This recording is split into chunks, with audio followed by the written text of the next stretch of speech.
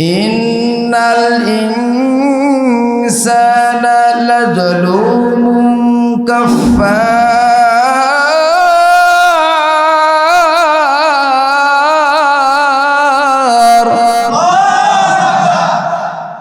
রব্বুল ইজ্জতুল জালাল ডেকে বলে, বান্দা তোমার যা যা প্রয়োজন সব রবের পক্ষ থেকে তোমাকে দেওয়া হয়েছে। ওয়া ইন তাউদ্দু নি'মাতাল্লাহি লা তুহসুহা। বান্দা তুমি যদি আমার নিয়ামতকে গণনা শুরু করো তুমি গুনতে পারবা কিন্তু শেষ করতে পারবা না। ঠিক কিনা বলেন? রব্বুল ইজ্জতুল জালাল বলেন, ইন্নাল ইনসানা লাযালুমুন কাফফার।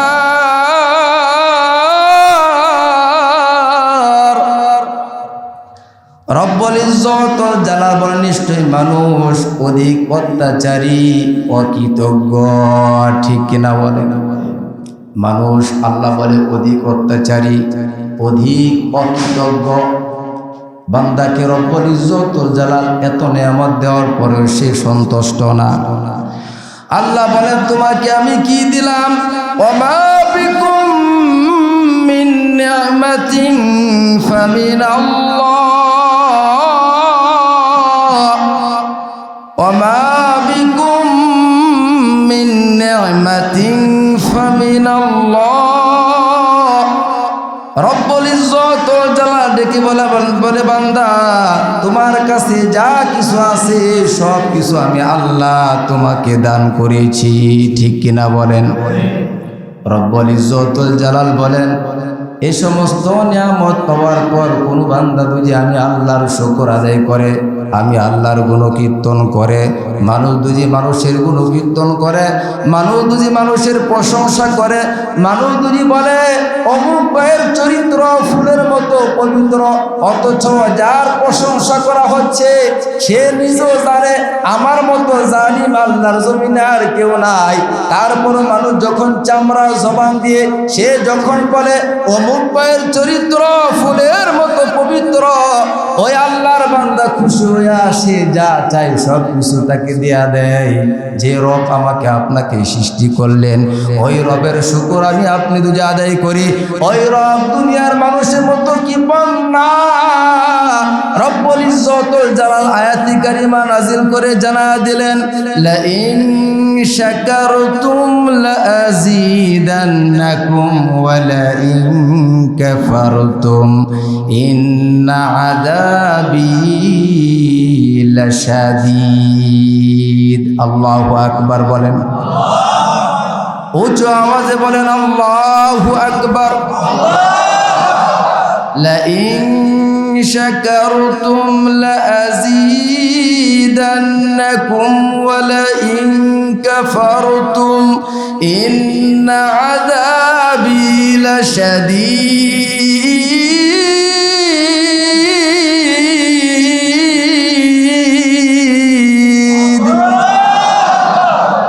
আল্লাহ তাআলা সূরা ইব্রাহিমের 7 নম্বর আয়াতে কারিমা নাজিল করে আমার আল্লাহ জালায়া দিন, লা ইন শাকারতুম লা আযীদান্নাকুম, যদি তোমরা আমার শুকরিয়া আদায় করো, লা আযীদান্নাকুম, অবশ্যই অবশ্যই রব্বুল ইজ্জতুল জালাল তোমার নিয়ামতকে বাড়ায়া দিব। ওয়া লা ইন কাফারতুম, আর যদি নিয়ামতের শুকর আদায় না করো, রব্বুল ইজ্জতুল জালাল এখানে ছিনিয়ে নেওয়ার কথা বলেন নাই, আল্লাহ এই কথা বলেন নাই আমি তোমাকে যা দিয়েছি তা ছিনিয়ে নিব, এই কথা আল্লাহ বলেন নাই। কারণ আল্লাহর জমিনে অনেক আল্লাহর বান্দা এমন আছে 60, 70, 80, 90 বছর হায়াতি জিন্দেগি পাওয়ার পর একদিনও আল্লাহকে সেজদা করে নাই, একদিনও কোরআনুল কারীম তেলাওয়াত করে নাই, একদিনও নামাজ আদায় করে নাই। এমনকি আল্লাহর বান্দা এতটাই কপাল পরা, এতটাই হতভাগা, দামি দামি রাতগুলো তার জীবন থেকে চলে যায়, তারপরও সে চায়ের দোকানে বসে থাকে, তারপরও সে চায়ের দোকান খুলে বসে থাকে, রব্বুল ইজ্জতুল জালাল এখানে ছিনিয়ে নেওয়ার কথা বলেন নাই। আল্লাহ পাক রব্বুল ইজ্জতুল জালাল বলেন, যারা নিয়ামতের শুকর আদায় করবে আমি রব্বুল ইজ্জতুল জালাল তার নিয়ামতকে অবশ্যই বাড়ায়া দিব। আর যে নিয়ামতের শুকর আদায় করবে না, রব্বুল ইজ্জতুল জালাল জানায়া দিলেন, ইন্না আযাবি লাশাদীদ, নিশ্চয় আমার আযাব, আমার শাস্তি দুনিয়ার কোনো মানুষের শাস্তির মতো হবে না। আমার আযাব, আমার শাস্তি অত্যন্ত কঠোর, অত্যন্ত ভয়ঙ্কর। ঠিক কিনা বলেন? আল্লাহর শাস্তি খুবই কঠিন হবে। দুনিয়ার মানুষ যেভাবে শাস্তি দেয় আল্লাহর শাস্তি এভাবে হবে না। আল্লাহর শাস্তি হবে খুবই ভয়ঙ্কর। এজন্য সদা সর্বদা সর্বহালতে আপনি সুখে থাকেন, বিপদে থাকেন, বালা মুসিবতের মধ্যে থাকেন, কষ্টের মধ্যে থাকেন, যে অবস্থায় থাকেন না কেন রব্বুল ইজ্জতুল জালালের শুকর আদায় করা দরকার আছে না নাই? আওয়াজ করে বলে আছে না? সবসময় আল্লাহ পাকের শুকর আদায় করবেন।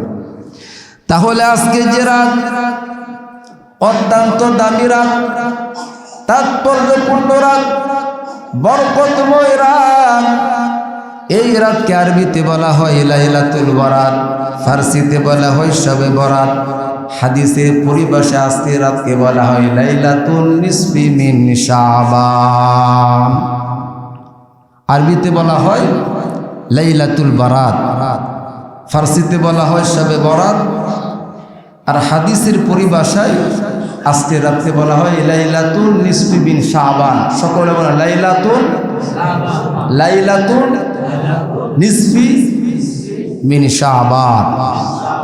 আরবিতে লাইলকে রাত বলা হয়, রাতকে আরবিতে লাইল বলা হয়। আর সব এটা ফারসি শব্দ, এর অর্থ হলো রাত। বরাত এর অর্থ হলো নাজাতের রাত, মুক্তির রাত, নিষ্কৃতির রাত। তাহলে লাইলাতুল বরাত বা শবে বরাত এর পূর্ণ অর্থ হলো মুক্তির রাত, নাজাতের রাত, নিষ্কৃতির রাত। সুবহানাল্লাহ। আজকের এই রাতটা নাজাতের রাত, মুক্তির রাত, নিষ্কৃতির রাত। আল্লাহর কোনো পাপিষ্ঠ বান্দা দুজি আজকে রাতে সে দুজির জাগ্রত থেকে নফল ইবাদত করে, অতীতের যত গুনাহ হয়েছে এই সমস্ত গুনাহগুলোর কথা স্মরণ করে সে দুজির গুনাহগারি করে, তওবা করার মতো তওবা করে। রব্বুল ইজ্জতুল জালাল শুধু তার গুনাহগুলো ক্ষমা করবেন না, বরং তার এই গুনাহগুলো আল্লাহ তাআলা নেকির দ্বারা পরিবর্তন করে দিবেন। সুবহানাল্লাহ। আমার আপনার জীবনে গুনাহ আছে না নাই? আওয়াজ করে বলেন। কম না বেশি? আমি কতটুকু গুনাহ করেছি আমার স্ত্রী না জানলেও আমি জানি কি জানি না? আওয়াজ করে বলেন। আমার রব সেটা জানে কি জানে না? আওয়াজ করে বলেন। পৃথিবী না জানুক আমি তো জানি, আমি কি পাপ করেছি হায়। পৃথিবী না জানুক আমি তো জানি, আমি কি পাপ করেছি হায়। আমার পাপের করলে বিচার, বাঁচার আমার নাই উপায়। দয়াময় তুমি মাফ করো আমায়, মাফ করো আমায়। পৃথিবী না জানুক আমি তো জানি, আমি কি পাপ করেছি হায়।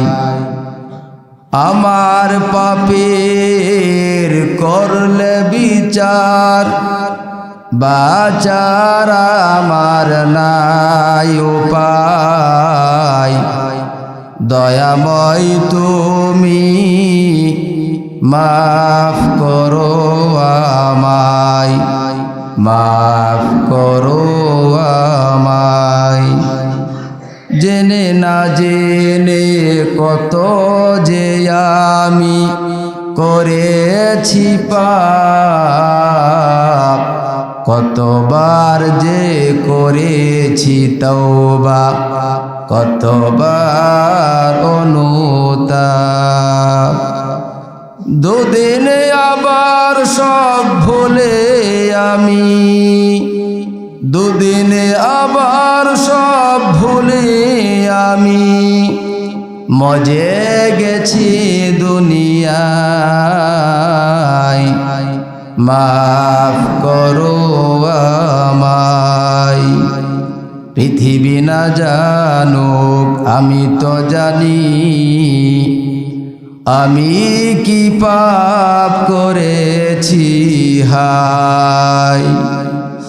আমার পাপের করলে বিচার, বাঁচার আমার নাই উপায়। দয়াময় তুমি মাফ করো আমায়, মাফ করো আমায়।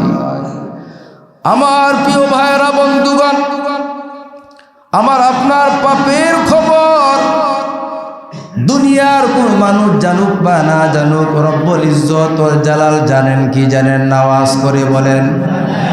এজন্য আজকের রাত অত্যন্ত দামি রাত, অত্যন্ত ফজিলতপূর্ণ হলো আজকের রাত। আজকে বান্দা যত বড় গুনাহ করুক না কেন, যত পাপ করুক না কেন, রব্বুল ইজ্জত ওয়াল জালালের কাছে সে দুজি খাটি দিলে তওবা করতে পারে, মাপ চাওয়ার মতো দুই চাইতে পারে। রব্বুল ইজ্জত ওয়াল জালাল তার সমস্ত গুনাহগুলো নেকের দ্বারা পরিবর্তন করে দিবেন। সুবহানাল্লাহ। রব্বুল ইজ্জত ওয়াল জালালের নিকট কোন রাত দামি হবে, কোন দিন দামি হবে, কোন বস্তু কোন ব্যক্তির দামি হবে, এটা রব্বুল ইজ্জত ওয়াল জালালই ভালো জানেন।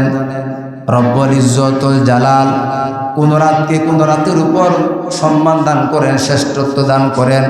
রব্বুল ইজ্জত ওয়াল জালাল কোনো দিনকে কোনো দিনের উপর শ্রেষ্ঠত্ব দান করেন। রব্বুল ইজ্জত ওয়াল জালাল কোন মাসকে কোনো মাসের উপর শ্রেষ্ঠত্ব দান করেন। ঠিক কিনা বলেন? এটা আল্লাহ পাকের ইচ্ছা। তাহলে আজকে যে রাত, এটা দামি রাত, এই রাতকে সম্মান কে দিয়েছে? আওয়াজ করে বলেন। আল্লাহ সম্মান আছে। রব্বুল ইজ্জত ওয়াল জালালের নিকট চার সংখ্যা বেশি গুরুত্বপূর্ণ। রব্বুল ইজ্জত ওয়াল জালাল তার সৃষ্টি জগতের চার সংখ্যাকে বিশেষভাবে রব্বুল ইজ্জত ওয়াল জালাল মনোনীত করেছেন। অসংখ্য অগণিত ফেরেশতাদের মধ্য থেকে রব্বুল ইজ্জত ওয়াল জালালের কাছে চারজন ফেরেশতা দামি। কয়জন ফেরেশতা? আওয়াজ করে বলেন। সমস্ত ফেরেশতাই দামি। চারজন ফেরেশতাকে রব্বুল ইজ্জত ওয়াল জালাল বিশেষভাবে শ্রেষ্ঠত্ব দান করেছেন। হযরত মিকাইল, ইসরাফিল, জিবরাইল, আজরাইল, এই চার ফেরেশতার মধ্য থেকে রব্বুল ইজ্জত ওয়াল জালাল হযরতে জিবরাইল আলাইহিস সালাতু ওয়াস সালামকে শ্রেষ্ঠত্ব দান করেছেন। সুবহানাল্লাহ বলেন। অসংখ্য অগণিত সাহাবায়ে কিরামদের মধ্য থেকে রব্বুল ইজ্জত ওয়াল জালাল চারজন ফেরেশতাকে বিশেষভাবে মনোনীত করেছেন। হযরতে আবু বকর, হযরতে উমর, হযরতে আলী, হযরতে উসমান, এই চারজন সাহাবীদের মধ্য থেকে রব্বুল ইজ্জত ওয়াল জালাল শ্রেষ্ঠত্ব ঘোষণা করেছেন হযরতে আবু বকরকে। সুবহানাল্লাহ। আল্লাহ পাক রব্বুল ইজ্জত ওয়াল জালাল অসংখ্য নবী পয়গম্বর পৃথিবীতে প্রেরণ করেছেন। এই নবীদের মধ্য থেকে আল্লাহ তাআলা চারজন নবীকে বিশেষভাবে মনোনীত করেছেন। হযরত ঈসা, মুসা, ইব্রাহিম, আমাদের নবী হযরত মুহাম্মদুর রাসূলুল্লাহ সাল্লাল্লাহু আলাইহি ওয়াসাল্লাম, এই চারজন নবীদের মধ্য থেকে রব্বুল ইজ্জত ওয়াল জালাল হযরতে মুহাম্মদুর রাসূলুল্লাহকে শ্রেষ্ঠত্ব দান করেছেন। সুবহানাল্লাহ বলেন। চারটা দিন রব্বুল ইজ্জত ওয়াল জালালের কাছে দামি। এই চারটা দিনকে আল্লাহ তাআলা শ্রেষ্ঠত্ব বলে ঘোষণা করেছেন। দুই ঈদের দিন, আরাফার দিন, আশুরার দিন, জুমার দিন, এই 4 দিনের মধ্য থেকে রব্বুল ইজ্জত ও জালাল শ্রেষ্ঠত্ব ঘোষণা করেছেন আরাফার দিনকে। সুবহানাল্লাহ।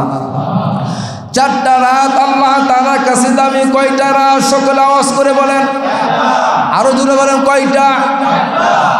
4টা রাত আল্লাহ তাআলার কাছে দামি, অথচ আমরা এই দামি রাতগুলোকে মূল্যায়ন করি না। 4টা রাতের মধ্য থেকে 2 ঈদের রাত আল্লাহ তাআলার কাছে দামি, জুমার রাত আল্লাহ তাআলার কাছে দামি, লাইলাতুল বরাতের রাত তথা শবে বরাতের রাত আল্লাহ তাআলার কাছে দামি। 4 নম্বর হলো লাইলাতুল কদর, শবে কদরের রাত আল্লাহ তাআলার কাছে দামি। এই 4টা রাতের মধ্য থেকে রব্বুল ইজ্জত ওয়াল জালাল শ্রেষ্ঠত্ব ঘোষণা করেছেন শবে কদরকে। সুবহানাল্লাহ। আল্লাহ তাআলার কাছে শবে কদরের রাত, এটা কি তিনি শ্রেষ্ঠত্ব ঘোষণা করেছেন। আমার প্রিয় ভাই বন্ধু, তাহলে আজকে যে রাতটা লাইলাতুল বারাত, শবে বরাত, এটার দাম আছে না নাই বলেন? আজকের রাত এটা ইবাদত করার রাত নাকি ঘুমিয়ে থাকার রাত? আজকের রাত এটা কি সিনেমা দেখার রাত নাকি কুরআনুল কারীম তেলাওয়াত করার রাত? আওয়াজ করে বলেন কোনটা? আজকে যে রাত এটা আল্লাহর হুকুম আহকামগুলো পালন করার রাত নাকি মিছিল করার রাত? আওয়াজ করে বলেন। ওই মিছিল করার রাত নাকি ইবাদত করার রাত? ইবাদত করার রাত। আজকে রাত অত্যন্ত দামি রাত। আজকে রাত কেমন দামি? হাদিসের মধ্যে এসেছে প্রতিদিন রব্বুল ইজ্জত ওয়াল জালাল রাতের 1/3 অতিবাহিত হওয়ার পর রব্বুল ইজ্জত ওয়াল জালাল প্রথম আসমানে পদার্পণ করে আগমন করে প্রত্যেকটা মানুষকে ডাকতে থাকে। নাম ধরে ধরে রব্বুল ইজ্জত ওয়াল জালাল ডাকে, বান্দা উঠো, ঘুম থেকে উঠো, জাগ্রত হও, আমি আল্লাহর বন্দি করো, আমি আল্লাহর গুণকীর্তন করো, আমার কাছে চাও, সব তোমাকে দিয়া দিব। কিন্তু আজকে রাতের বৈশিষ্ট্য হলো, আজকে রাত সূর্য ডুবার পর থেকে নিয়ে সুবে সাদিক পর্যন্ত রব্বুল ইজ্জত ওয়াল জালাল প্রথম আসমানে পদার্পণ করেন। প্রথম আসমানে আগমন করে রব্বুল ইজ্জত ওয়াল জালাল ডাকে, আলা মিন মুস্তাগফিরিন ফাগফির লাহু, আলা মিন মুস্তারজিকিন ফারযুকহু, আলা মিন মুবতালান ফাউআকিফহু, আলা কাযা হাত্তা ইয়াতলুআল ফাজর। সুবহানাল্লাহ বলেন। আজকে রাত অন্য সব রাতের মতো নয়। আজকে রাতে বৈশিষ্ট্য হলো রব্বুল ইজ্জত ওয়াল জালাল সূর্য ডুবার সাথে সাথে প্রথম আসমানে পদার্পণ করে রব্বুল ইজ্জত ওয়াল জালাল ডাকে, আলা মিন মুস্তাগফিরিন ফাগফির লাহু, আছো কোনো ক্ষমাকারী, আমার কাছে ক্ষমা চাইবা, আছো কোনো ক্ষমা প্রার্থনা, ইজ্জত ওয়াল জালালের কাছে ক্ষমা চাইবা, আমি রব তাকে ক্ষমা করে দিব। সুবহানাল্লাহ। রব্বুল ইজ্জত ওয়াল জালাল ডেকে বলে, আছো কোনো রিজিক তালাশকারী, আমি আল্লাহর কাছে রিজিক চাইবা, আমি রব্বুল ইজ্জত ওয়াল জালাল তাকে ভরপুর রিজিক দান করব। রব্বুল ইজ্জত ওয়াল জালাল আজকে বান্দাকে ডেকে ডেকে বলে, হে আমার বান্দা, তোমাদের মধ্যে কেউ যদি কঠিন রোগে আক্রান্ত হয়ে থাকে, সে যদি আমি আল্লাহর কাছে রোগ থেকে মুক্ত চাই, আমি রব্বুল ইজ্জত ওয়াল জালাল তাকে শিফা দান করব, সুস্থতা দান করব। রব্বুল ইজ্জত ওয়াল জালাল মাগরিবের পর থেকে নিয়ে ফজরের ওয়াক্ত আসার আগ পর্যন্ত প্রত্যেকটা বান্দা বান্দিকে নাম ধরে ধরে ডাকতে থাকে। সুবহানাল্লাহ। অথচ আল্লাহ তাআলা কত নিমুখ হারাম বান্দা আছে, অকৃতজ্ঞ বান্দা আছে, আজকের মতো রাত পাওয়ার পরেও সে ঘুমায়া থাকে, সে চায়ের দোকান খুলে বসে থাকে, সে সিনেমা লাগায়া বসে থাকে, আর মানুষকে ডাকে, আমার দিকে আসো, আমার দিকে আসো, আমার থেকে চা পান করো, আমার থেকে মাল খরিদ করো, আমি দুনিয়াতে মালদার হতে চাই। রব্বুল ইজ্জত ওয়াল জালাল বলে, এই সমস্ত বান্দা হলো সবচাইতে অকৃতজ্ঞ বান্দা। ঠিক কিনা বল? তারা অকৃতজ্ঞ। রব্বুল ইজ্জত ওয়াল জালাল এত সব নিয়ামত দেওয়ার পরেও সে যদি আল্লাহর গোলামি করতে ব্যর্থ হয়, সে যদি আল্লাহ তাআলার সামনে সেজদা করতে সে যদি নিজেকে অক্ষমতা প্রকাশ করে, তার চাইতে অকৃতজ্ঞ বান্দা আসমানের নিচে জমিনের উপর আর কেউ হতে পারে না। ঠিক কিনা আওয়াজ করে? আল্লাহ বান্দাকে মাফ করতে চায়, আল্লাহ বান্দাকে ক্ষমা করতে চায়, কিন্তু সে ক্ষমা গ্রহণ করতে প্রস্তুত না। আমরা সকলেই আল্লাহ তাআলার কাছে ক্ষমা চাই কি চাই না? আওয়াজ করে বলেন। আমাদের স্থায়ী ঠিকানা জান্নাত না জাহান্নাম? আমরা যদি জান্নাতে যেতে চাই তাহলে আমল করা দরকার আছে না নাই? তাহলে এই বরকতপূর্ণ রজনীগুলো যখনই আমাদের মাঝে আসবে, আমরা ইবাদত কম করব না বেশি করব? আল্লাহকে কম ডাকবো না বেশি ডাকবো? জিকির আজকার কম করব না বেশি করব? নফল ইবাদত কম করব না বেশি করব? জিকির আজকার, নফল ইবাদত, কোরআন তেলাওয়াত যত বেশি আজকে করবেন, রব্বুল ইজ্জত জালাল তাকে তত বেশি সম্মান দান করবেন, তার ফজিলত তত বেশি আল্লাহ তাআলা বৃদ্ধি করে দিবেন। সুবহানাল্লাহ। আজকে রাতে যদি দান করেন তাহলে দানের সব কি কম হবে না বেশি হবে? আওয়াজ করে বলেন। বেশি। অন্য দিন যদি 1 টাকা দান করলে 1 টাকা সব পেয়ে থেকে আজকে ডাবল দেওয়া হবে, যদি বরকতপূর্ণ রাত। আর দানের সাথে কোনো তুলনা নাই। দান এটা এমন একটা জিনিস রব্বুল ইজ্জত জালালের পক্ষ থেকে, যে দান যদি কেউ দান করা মতো করতে পারে, সে পৃথিবীতে ওমর হয়ে থাকবে। সুবহানাল্লাহ। সে পৃথিবীতে চির ওমর হয়ে থাকবে। রব্বুল ইজ্জত জালাল যখন জমিন সৃষ্টি করলেন, জমিন সৃষ্টি করার পর জমিন নাড়াচাড়া করতে লাগলো, কাঁপতে লাগলো। রব্বুল ইজ্জত জালাল জমিনের উপর বিশাল বড় বড় পাহাড় স্থাপন করে দিলেন। পাহাড় স্থাপন করে দেওয়ার সাথে সাথে জমিন স্থির হয়ে গেল। সুবহানাল্লাহ। এই যে বিশাল বড় বড় পাহাড় দেখেন, এগুলো হলো প্যারেক হিসেবে কাজ করতেছে। কি হিসেবে বলেন? এই পৃথিবীতে যে পাহাড় আল্লাহ অনর্থক বানান নাই। অনেক মানুষ আছে এমন ধারণা এই পাহাড় বানানো কি দরকার? পাহাড় আল্লাহ পৃথিবীতে বানিয়ে তৈরি করে সৃষ্টি করে জমিনকে স্থির করেছেন। সুবহানাল্লাহ। এই জমিন দিয়ে নড়াচড়া করতো, আমি আপনাকে জমিনে বসবাস করতে পারতাম কি পারতাম না? বলেন। কি পারতাম? পারতাম না। আসমানের ফেরেশতারা এই পাহাড়ের ওজন দেখে, পাহাড়ের শক্তি দেখে ফেরেশতারা রব্বুল ইজ্জত জালালকে ডেকে বলে, আল্লাহ পাহাড়ের চাইতে আরো কোনো শক্তিশালী সৃষ্টি আছে কিনা? রব্বুল ইজ্জত জালাল ডেকে বলে, পাহাড়ের চাইতে বেশি শক্তিশালী হলো লোহা। সুবহানাল্লাহ। আরো জোরে বলেন সুবহানাল্লাহ। ফেরেশতারা ডেকে বলে, আল্লাহ লোহার চাইতে আরো কোন বড় সৃষ্টি আছে কিনা? রব্বুল ইজ্জত জালাল ডেকে বলে, লোহার চাইতে বেশি শক্তিশালী হলো আগুন। সুবহানাল্লাহ বলেন। আগুন লোহার চাইতে বেশি শক্তিশালী। ফেরেশতারা ডেকে বলে, আল্লাহ আগুনের চাইতে শক্তিশালী আরো কোনো সৃষ্টি আছে কি? রব্বুল ইজ্জত জালাল ডেকে বলে, আগুনের চাইতে বেশি শক্তিশালী হলো পানি। আপনি যদি আগুনের মধ্যে পানি নিক্ষেপ করেন, আগুন জ্বলবে কি জ্বলবে না? আওয়াজ করে বলেন। আগুন নিভে যাবে। ফেরেশতারা ডেকে বলে, আল্লাহ পানির চাইতে আরো শক্তিশালী কোনো সৃষ্টি আছে কি? রব্বুল ইজ্জত জালাল ডেকে বলে, পানির চাইতে বেশি শক্তিশালী হলো বাতাস। ঠিক কিনা বলেন? বাতাস আগুনকে একদিক থেকে অন্য দিকে নিয়ে যায়। আগুন বাতাসের সামনে অক্ষম। ফেরেশতারা ডেকে বলে, আল্লাহ বাতাসের চাইতে আরো কোনো শক্তিশালী সৃষ্টি আছে কিনা? আল্লাহ তাআলা ডেকে বলে, আছে আছে, ও আমার ফেরেশতারা আছে। সেটা হলো কোন শক্তি? আল্লাহ তাআলা ফেরেশতাদেরকে ডেকে বলে, বনি আদমের ওই দান, যে দানটা বনি আদমে ডান হাতে দান করলো, এই খবর বাম হাত জানে না। সুবহানাল্লাহ।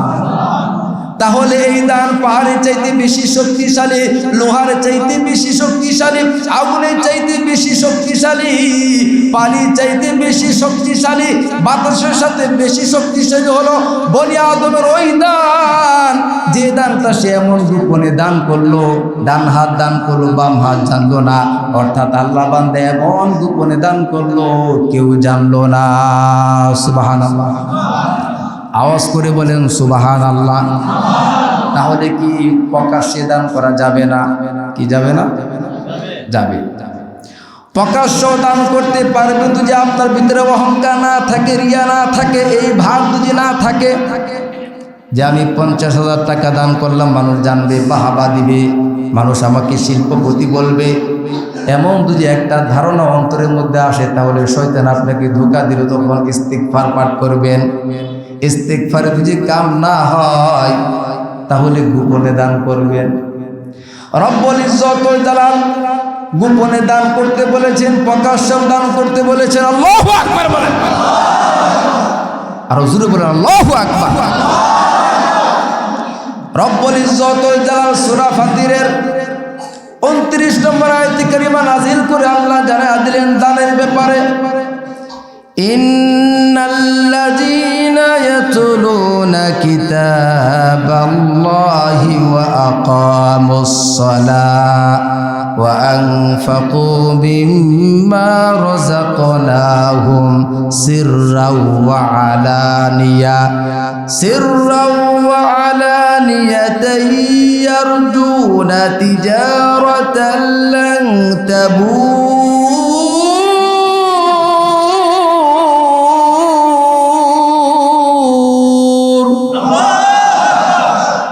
আল্লাহ তাআলা সূরা ফাতিরের 29 নম্বর আয়াতে কারিমা নাযিল করে আমার আল্লাহ জানায়া দিলেন, ইন্নাল্লাযীনা ইয়াতলুনা কিতাবাল্লাহ,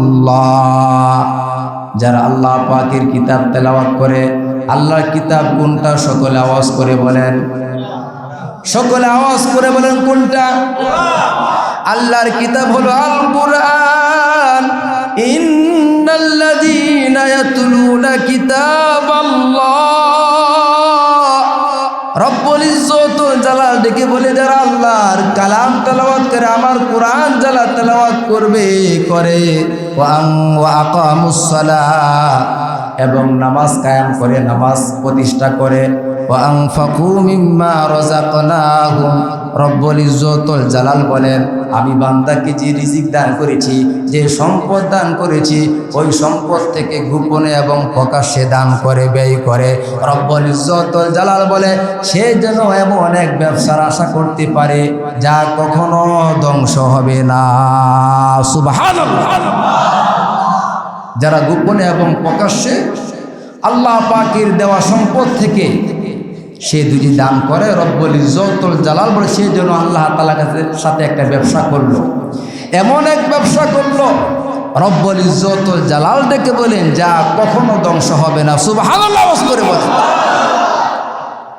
তাহলে এমন ব্যবসা করা দরকার আছে না? না, আওয়াজ করে বলেন।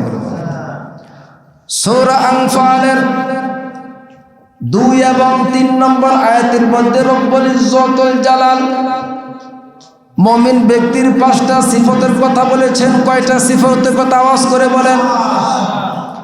সূরা আনফালের 2 এবং 3 নম্বর আয়াতের মধ্যে রব্বুল ইজ্জত ওয়াল জালাল মুমিন ব্যক্তির 5টা সিফত, 5টা গুণের কথা বলেছেন। এই 5টা গুণ আমার আপনার মধ্যে থাকা দরকার আছে না? না, আওয়াজ করে বলেন। রব্বুল ইজ্জত ওয়াল জালাল জানায়া দিলেন, ইন্নামাল মুমিনুনা আল্লাযীনা ইযা যুকিরাল্লাহু ওয়াজিলাত কুলুবুহুম ওয়া ইযা তুলিয়াত আলাইহিম আয়াতুহু যাদাতুহুম ঈমানা ওয়া আলা রাব্বিহিম ইয়াতাওয়াক্কালুন আল্লাযীনা ইউকিমুনাস সালাতা ওয়া মিম্মা রাযাকনাহুম ইউনফিকুন।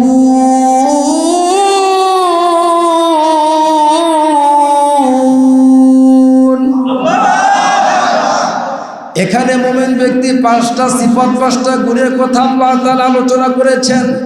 মুমিন ব্যক্তির 1 নম্বর গুণ হলো আমার আল্লাহ জানায়া দিলেন, ইন্নামাল মুমিনুনা আল্লাযীনা ইযা যুকিরাল্লাহু ওয়াজিলাত কুলুবুহুম।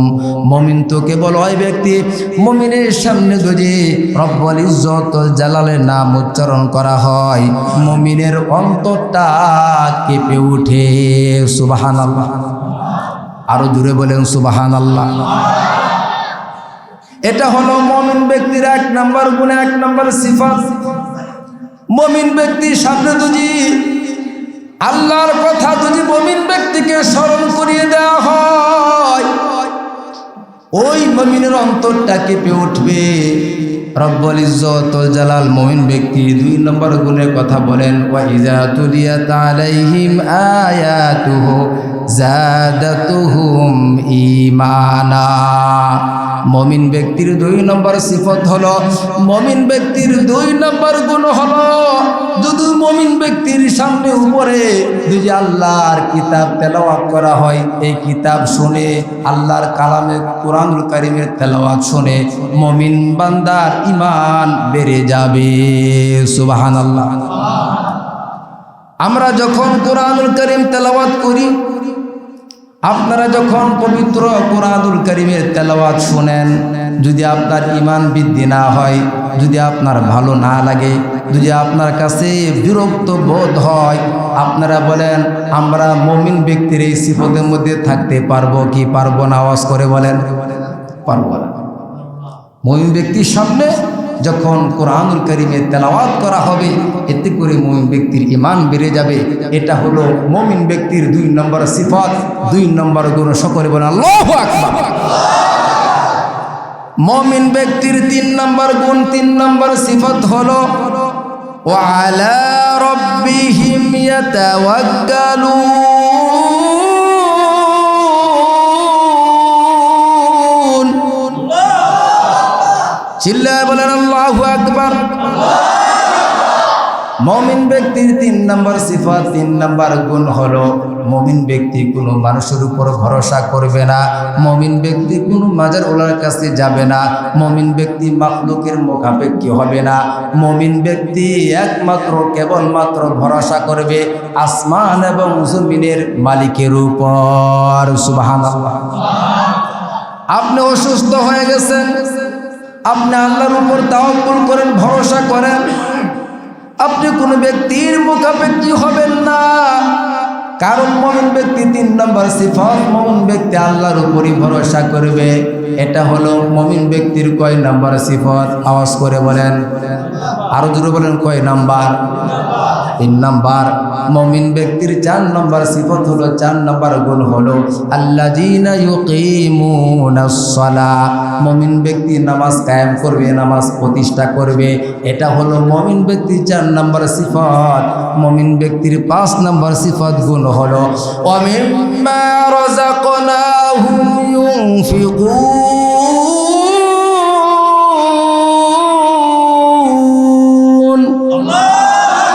মুমিন ব্যক্তির 5 নম্বর সিফাত গুণ হলো, মুমিন ব্যক্তিকে আল্লাহ তাআলা যে সম্পদ দান করেছে, ওই সম্পদ থেকে ব্যয় করবে। সুবহানাল্লাহ। আমরা এই 5টা সিফতের মধ্যে, গুণের মধ্যে থাকতে চাই কি চাই না? আওয়াজ করে বলেন। কে কে চান না? হাত তুলেন। কি আপনারা এই সিফতের মধ্যে থাকতে চান না? হুজুর ঘুম ধরে লাইছি, এই ঘুমে হুঁশ নাই।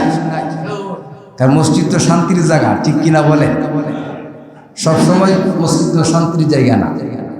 এখানে দিনই নসিহত, দিনই কথা হয়। তখন যদি আপনি ঘুমায়া থাকেন, আপনার বুঝতে হবে ইবলিস শয়তান আপনার উপর ভর করছে।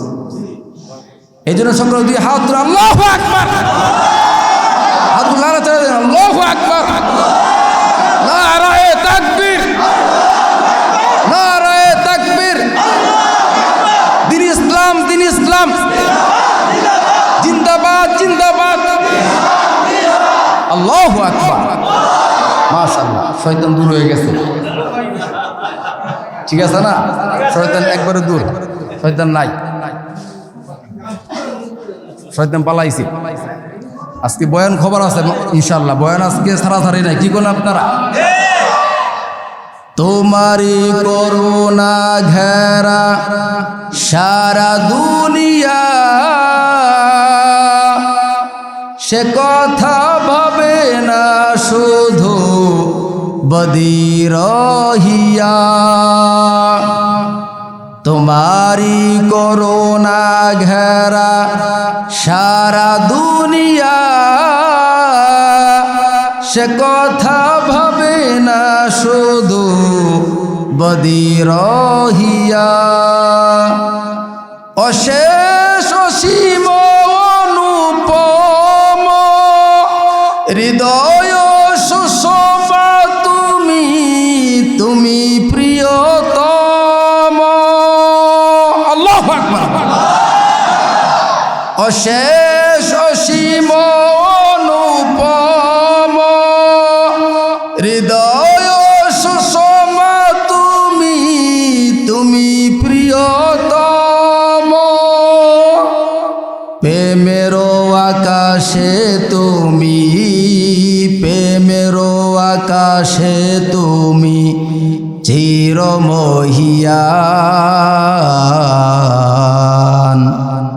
তুমি রহমান তুমি মেহেরবান। অন্ধ গাহে না শুধু তোমারি গুণগান বুঝে ও বুঝে না তবু শান তুমি রহমান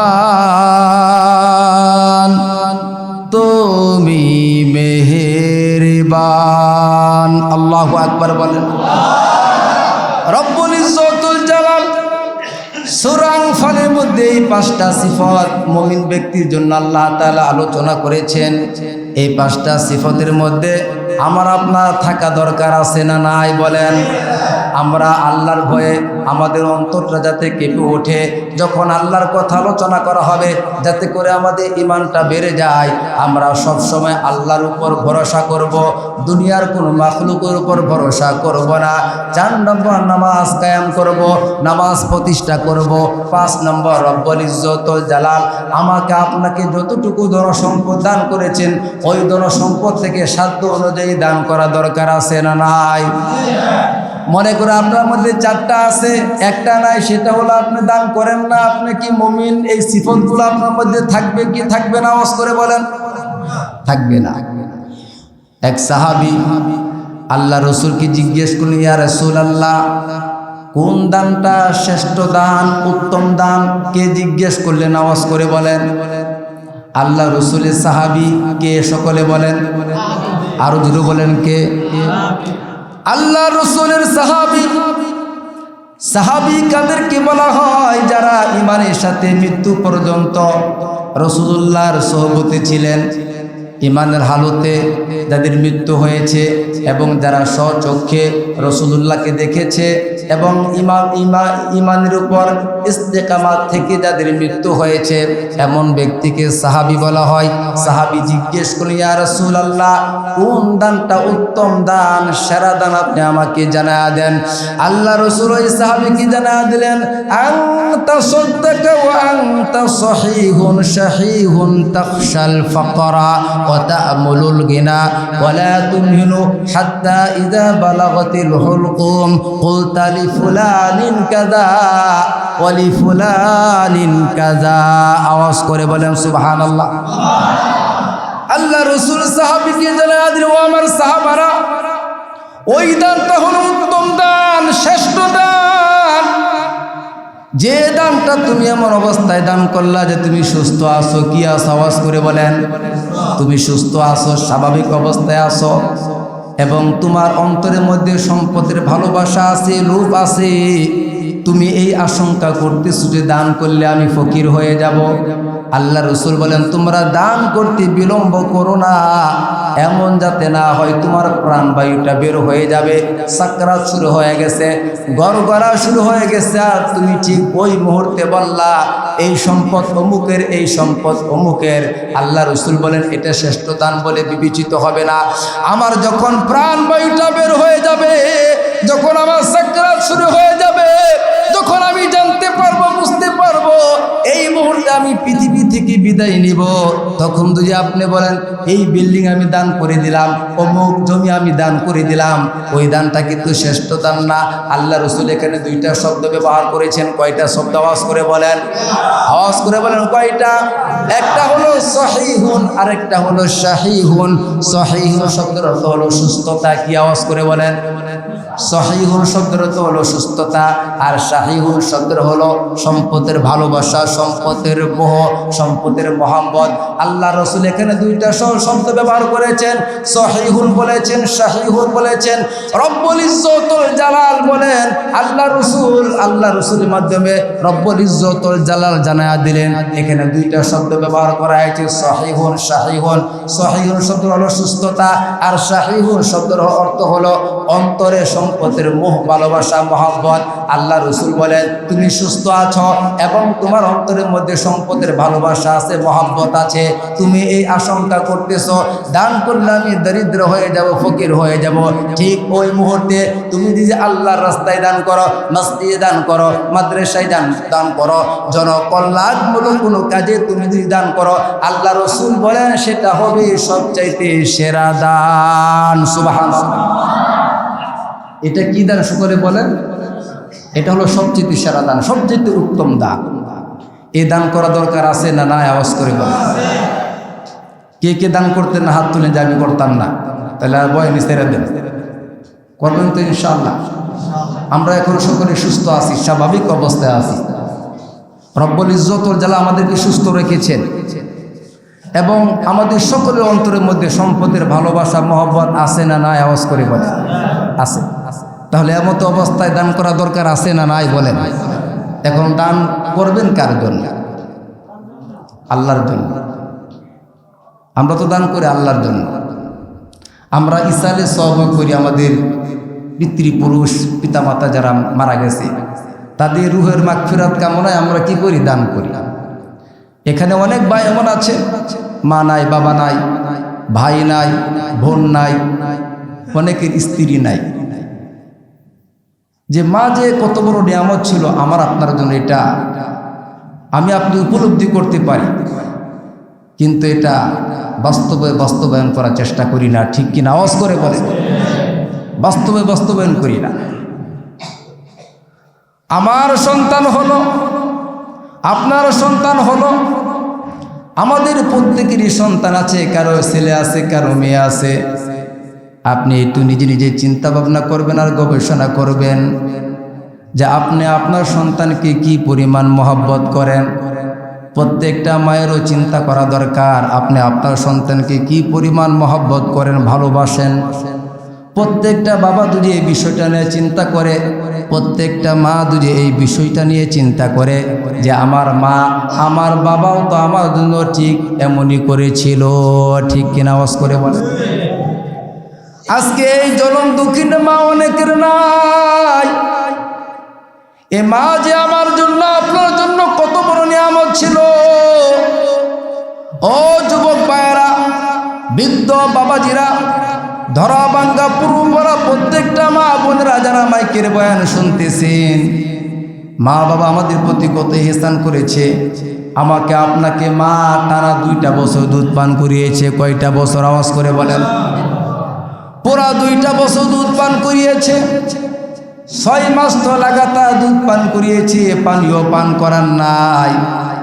কারণ মা যদি 6 মাসের পূর্বেই আমাকে আপনাকে পানি যদি পান করাতেন তাহলে আমার আপনার কিডনি ড্যামেজ হয়ে যেত। ঠিক কিনা বলেন?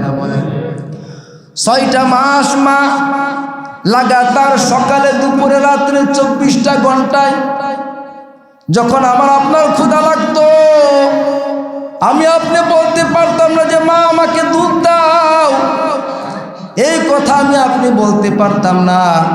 তখন আমি আপনি চিৎকার করতাম, কান্না করতাম। কান্না করার সাথে সাথে মা উপলব্ধি করতে পারতো, বুঝতে পারতো আমার সন্তানের ক্ষুধা লেগেছে। ঠিক কিনা বলেন? মা কত কষ্ট করলো, বাবা কত কষ্ট করলো, বাবা রাত দিন পরিশ্রম করলো, মাথার গাম পায়ে ফেললো আমাকে আপনাকে লালন পালন করার জন্য, উচ্চ শিক্ষায় শিক্ষিত করার জন্য। ঠিক কিনা? আওয়াজ করে বলেন। মা কত কষ্ট করে, এই যে শীত মৌসুম চলতেছে, এমনও সময় হয় শিশুরা 10 বার 5 বার পেশাব করে, পায়খানা করে। যখন পেশাব করে, পায়খানা করে, সে কিন্তু বলতে পারে না, সে কিন্তু এ কথা বলতে পারে না যে মা আমার এই খেতা ভিজে গেছে, এটা পরিষ্কার করে। এটা কি বলতে পারে? আওয়াজ করে বলেন। বলতে পারে না। মা উপলব্ধি করতে পারে, মা বুঝতে পারে। একটু পর পর মা তার নিচে হাত দেয়, তার বিছানাটা এটা শুকনা না ভিজা, যদি ভিজা থাকে সাথে সাথে মা এটা পৃথক করে অন্য আরেকটা বিছায়া দেয়। ঠিক কিনা বলেন? এই জনম দুঃখিনী মা অনেকের কবরে, ঠিক কিনা আওয়াজ করে বলেন। আজকে মাকে ডাকলে কি মাকে পাবো বলেন? আওয়াজ করে বলেন পাবো? আজকে মাকে ডাকলে পাবো না। অনেককে যদি মা জীবিত থাকতো ওষুধ গুনে দিতেন কি দিতেন না বলেন? আওয়াজ করে বলেন দিতেন কি দিতেন না? মা দুই জীবিত থাকতো মায়ের জন্য গড় দরকার আছে কি আছে না বলেন? মায়ের খাবারের দরকার আছে কি আছে না? খাবারের দরকার ছিল। অনেকের এই জনম দুঃখিনী মা, মা শব্দটা খুবই মধুর শব্দ, ঠিক কিনা আওয়াজ করে বলেন। মার প্রতি কোনো সন্তানের অভিযোগ থাকতে পারে না, ঠিক কিনা আওয়াজ করে বলেন। মার প্রতি কোনো সন্তানের অভিযোগ, এই বিশ্বাসঘাতক হিংসা এটা থাকতে পারে না। মা তো মা, বাবা তো বাবাই, ঠিক কিনা আওয়াজ করে বলে। মা যে আমাকে জন্ম দিয়েছে, মা যে আমাকে প্রসব করেছে, মা যে আমাকে 6 মাস দুধ পান করিয়েছে, 2 বছর দুধ পান করিয়েছে, মা যে আমার পেশাব পায়খানা এগুলো ধৌত করেছে, ওই মায়ের প্রতি কোনো বিদ্বেষ থাকতে পারে না, ঠিক কিনা আওয়াজ করে বলে। মা যত অত্যাচারী হোক, যত জুলুমকারী হোক, আমার মা যদি আমাকে দুধ পান না করাতেন আজকে আমি বিবাহ করতে পারতাম না, আজকে আমি শিল্পপতি হতে পারতাম না, আজকে আমার নাম থাকতো না, আজকে আমার ছেলে স্ত্রী পুত্র কেউ থাকতো না, ঠিক কিনা বলে। মা ও গো মা, মা মা আজ কেন আমায় সোহাগ মাখা ডাক ডাকো না, আজ কেন আমায় সোহাগ মাখা ডাক ডাকো না। মায়ার আঁচল দিয়ে কেন আমায় তুমি, মায়ার আঁচল দিয়ে কেন আমায় তুমি জড়াও না, আজ কেন আমায় সোহাগ মাখা ডাক ডাকো না। কোথায় হারিয়ে গেলে তুমি, সারাক্ষণ তোমায় খুঁজি আমি, কোথায় হারিয়ে গেলে তুমি, সারাক্ষণ তোমায় খুঁজি আমি। মা বলে এত ডাকি, মা বলি ও ডাকি, ডাকি শুনতে পাও না, আজ কেন আমায় সোহাগ মাখা ডাক ডাকো না, ঠিক কিনা বলে। মায়ের এ মধু মাখা ডাক, এমনও অনেক যুবক আছে, এমনও অনেক মুরব্বী বাবা যাইয়া আছে যারা 50 বছর ধরে মায়ের এই ডাক শুনে না, ঠিক কিনা বলেন। মা তো অন্ধকার গহীন কবরে ঘুমায় আছে। আল্লাহ রসুল সাহাবা ইকরামদেরকে বললেন, ও আমার সাহাবারা, তোমরা যদি মা বাবার দিকে এক নজরে একবার তাকাও, একবার তাকানোর সাথে সাথে তোমার আমল নামার মধ্যে রব্বুল ইজ্জত জালাল একটি কবুল হজের সওয়াব লিখে দিবেন। সুবহানাল্লাহ। এক সাহাবী জিজ্ঞেস করলেন, ইয়া রাসূলুল্লাহ, সাহাবীরা বলে, ওগো নবীজি, কোন অনুগত সন্তান যদি দৈনিক মা বাবার দিকে 100 বার ভালোবাসার নজরে তাকায়, মায়ার নজরে তাকায়, রব্বুল ইজ্জতুল জালাল তার আমল নামার মধ্যে কি 100টি কবুল হজের সওয়াব দিবেন কিনা? আল্লাহ রসুল বলেন, কোনো সন্তান যদি দৈনিক মা বাবার দিকে ভালোবাসার নজরে 100 বার তাকায়, রব্বুল ইজ্জতুল জালাল তার আমলনামার মধ্যে 100টি কবুল হজের সওয়াব লিখে দিবেন। সুবহানাল্লাহ। তাহলে মা বাবার দিকে যদি ভালোবাসার নজরে তাকায় তাহলে এই সওয়াব, এই ফজিলত। আর কেউ যদি মা বাবার সাথে বেয়াদবি করে তার জন্য জাহান্নাম ওয়াজিব হয়ে গেছে। নাউজুবিল্লাহ। আল্লাহ রাসূলের সাহাবী হযরতে আলকামা রাদিয়াল্লাহু তাআলা আনহু মৃত্যুর সময় তার জবান দিয়ে কালিমা বের হয় না। এই সংবাদ আল্লাহ রসুলের কাছে পৌঁছে দেওয়া হলো, ইয়া রাসূলুল্লাহ, ইয়া হাবিবাল্লাহ, আপনার সাহাবী, আপনার বিশিষ্ট সাহাবী হযরতে আলকামার জবান দিয়ে কালিমা বের হয় না। বিশ্বনবী মুহাম্মদুর রাসূলুল্লাহ হযরতে আবু বকরকে পাঠালেন, আবু বকর যাও তুমি তার সামনে গিয়ে কালিমা তালকিন করো। আবু বকর গেলেন, কালিমা তালকিন করলেন, কিন্তু কালিমা বের হয় না। নাউজুবিল্লাহ।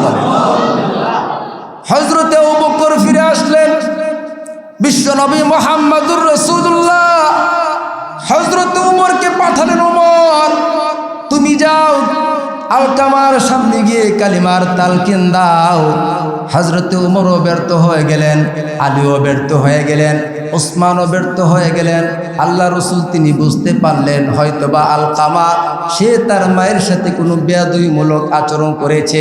আলকামা তো এমন সাহাবী যে রসুলকে স্বচক্ষে ঈমানের হালতে দেখেছে, রসুলের পিছনে নামাজ আদায় করেছে, রসুলের সংস্পর্শ গ্রহণ করেছে।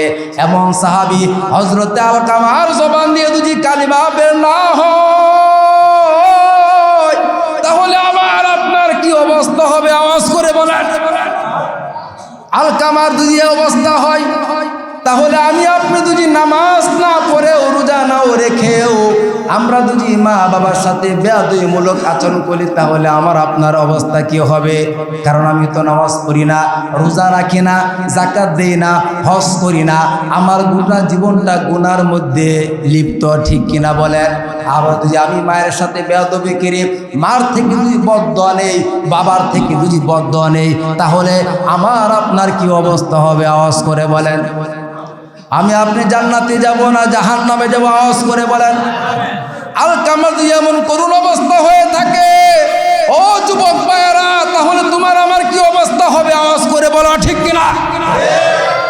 এজন্য তুই জাহান্নামের আগুন থেকে তুই বাঁচতে চাও, আল্লাহ পাকের নৈকট্য অর্জন করতে চাও, আজকে মায়ের পা ধরে মার কাছে মাপ চাইবা, মা অনেক ভুল করছে মাফ করে দেন। বাবার কাছে মাপ চাইবা। বাবা যদি এই মজলিসের মধ্যে থেকে থাকে, কোনো যুবক আসো কিনা বাবার সাথে বেয়াদবি করছো, অন্যায় করছো, সীমা লঙ্ঘন করছো, বাবাকে গাল মন্দ করেছ, বাবাকে খাবার দেও নাই, বাবাকে টাকা পয়সা দেও নাই, বাবা অসুস্থ তার ওষুধ করে দেও নাই, এমন কোন যুবক যদি এই মজলিসের মধ্যে থেকে থাকো, আজকে এখনই বাবার কাছে মাপ চাও। এমন যুবক কে মজলিসে আসে না? নাই? আওয়াজ করে বলেন। নাই না থাকলে তো মাপ চাইতো। আসেনি? এমন যুবক আছে যে বাবার সাথে বেয়াদবি করছেন, মায়ের সাথে বেয়াদবি করছেন, আছে নাকি? যদি বাবার সাথে যদি কেউ বেয়াদবি করে থাকেন, এমন লোক যদি মজলিসে থাকেন, মাপ চান, খালি হাত ধরে বলে বাবা মাফ করে দেন। না হলে আজকের রাত এটা আপনার জন্য নাজাতের রাত নয়, এটা আপনার জন্য মুক্তির রাত নয়, নিষ্কৃতির রাত নয়। ওয়াকাদা রাব্বুকা আল্লা তা'বুদু ইল্লা ইয়াহু ওয়া বিল ওয়ালিদাইনি ইহসানা। আল্লাহু আকবার বলেন। পিতা আল্লাহর হুকুমের পরই পিতামাতার স্থান। আল্লাহর হুকুম আদায় করার পরেই আল্লাহ তাআলা পিতামাতার খেদমতকে ফরজ করে দিয়েছেন। কি করে দিয়েছেন? আওয়াজ করে বলেন। আওয়াজ করে বলেন, কি করে দিয়েছেন? তাহলে এই পিতামাতার সাথে যদি বেয়াদবি করেন, যদি অন্যায়মূলক কোনো আচরণ করেন, আপনার এই ইবাদত আল্লাহর দরবারে কবুল হবে না, ঠিক কিনা? আওয়াজ করে বলেন। রব্বুল ইজ্জতুল জালাল আমাদের সকলকে কবুল করো, সকলে আমিন বলেন। যতটুকু আলোচনা করলাম, রব্বুল ইজ্জতুল জালাল এর উপর আমাকে আপনাকে সকলকে আমল করার তৌফিক দান করো, সকলে আমিন বলেন। সর্বশেষ কথা, আজকে রাত অত্যন্ত দামি রাত, তাৎপর্যমণ্ডিত রাত, বরকতপূর্ণ রাত। এ রাতে আমরা বেশি বেশি ইবাদত করব। রব্বুল ইজ্জতুল জালালের কাছে অতীতের সমস্ত গুনাহগুলোর কথা স্মরণ করে ইস্তিগফার পাঠ করব। আল্লাহ তাআলার কাছে খাটি দিলে তওবা করব যে হে রব, অতীতে আমার দ্বারা যে গুনাহগুলো হয়েছে আমি এই বরকতপূর্ণ রাতে আপনার কাছে একনিষ্ঠভাবে খাটি দিলে তওবা করতেছি, আপনি আমার অতীতের সমস্ত গুনাহগুলো মাফ করে দেন। রব্বুল ইজ্জতুল জালাল আমাকে আপনাকে মাফ করে বেগুনাহ মাসুম বানিয়ে আমার আপনার ঠিকানা জান্নাত হবে। সুবহানাল্লাহ। ওয়া আখির দাওয়ানা আলহামদুলিল্লাহি রাব্বিল আলামিন।